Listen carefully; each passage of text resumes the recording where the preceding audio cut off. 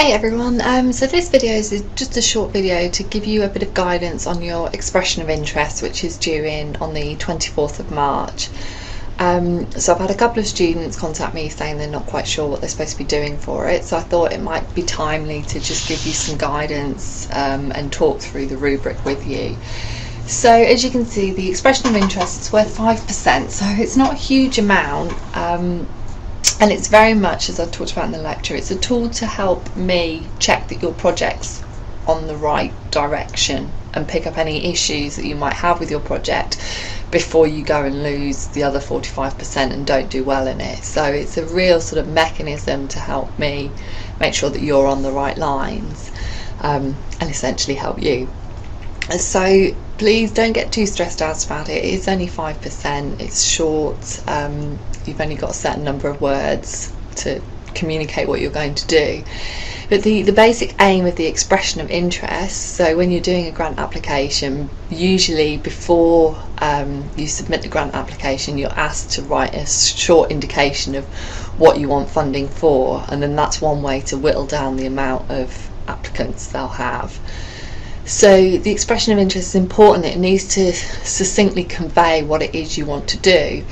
So you need to have some idea of what your project's going to look like and what you're hoping to do through your project. You don't have to have all of it nutted out already and all the specifics sorted out in your head, but you need to have an idea basically, and you need to be able to justify that idea. So as you can see here, there's just two criteria.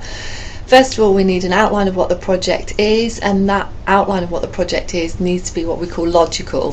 So it needs to sort of add up in terms of whatever it is you're doing. So as I talked about in week 2 lecture, if you're looking at working with unemployed young men and your project's just 12 weeks worth of basketball, then that doesn't really make for a logical project, because if you're working with unemployed young men with the intention of helping them get back into employment, 12 weeks of basketball on its own isn't going to do that. So the project needs to be logical, and I'll talk a bit more about what logical means in the week 3 lecture as well. So once you've outlined your project and it seems to make sense, you then need to provide a good justification for why the project should receive funding. And that justification ideally is going to draw on some theory, and it's going to draw on academic literature about your group, so why your group are a good target group or should be targeted, and how sport or physical activity can potentially help that target group, again drawing on academic literature. So if you look at the kind of criteria, if you're going for a sort of fail or scrape through pass, you're basically going to have quite an unclear project. So I won't know who you're targeting, I won't know who your group is, and you'll provide very limited justification for why your project should get any money. Then pass is that more, so there is a description of a project, you've got your description there, and you do give some justification, but it's not very strongly rationalised, so there wouldn't be any academic content in that. It'd just be sort of your views and may or may not actually connect to reality.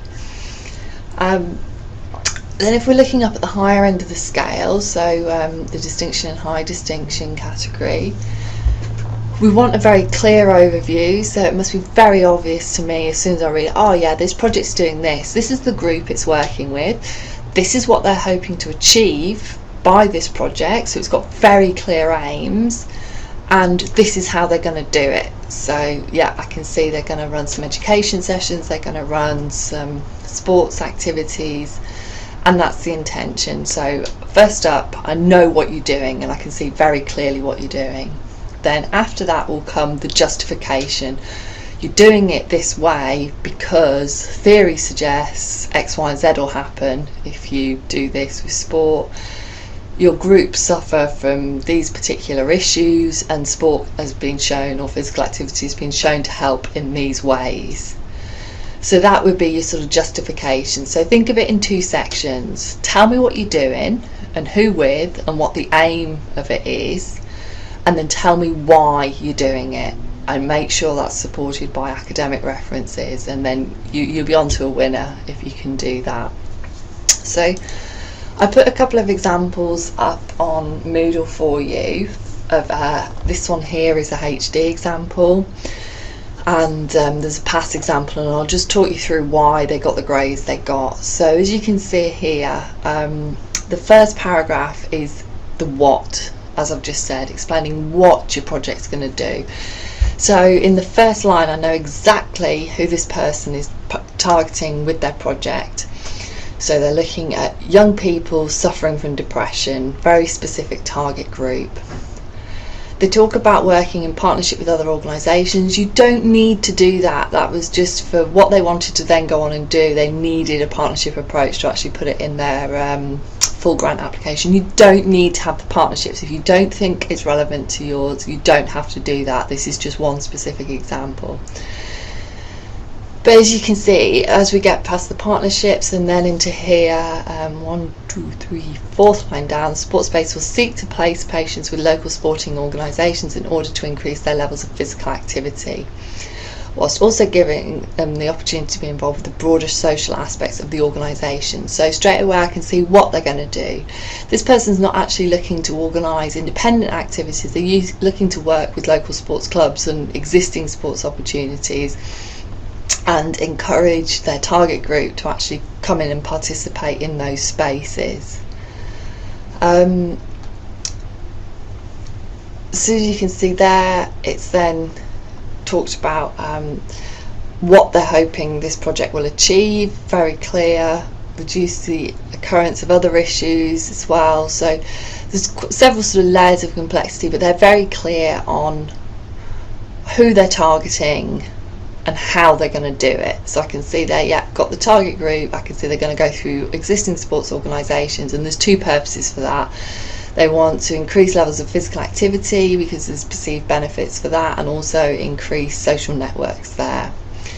So then following on from that, as I've just pulled out those 2 points of what they're going to do, there's a justification for why they're going to do that, drawing on a range of academic literature. So the value of increasing physical activity for this particular target group is argued, as you can see, can help in the treatment of depression. They've backed that up by academic sources.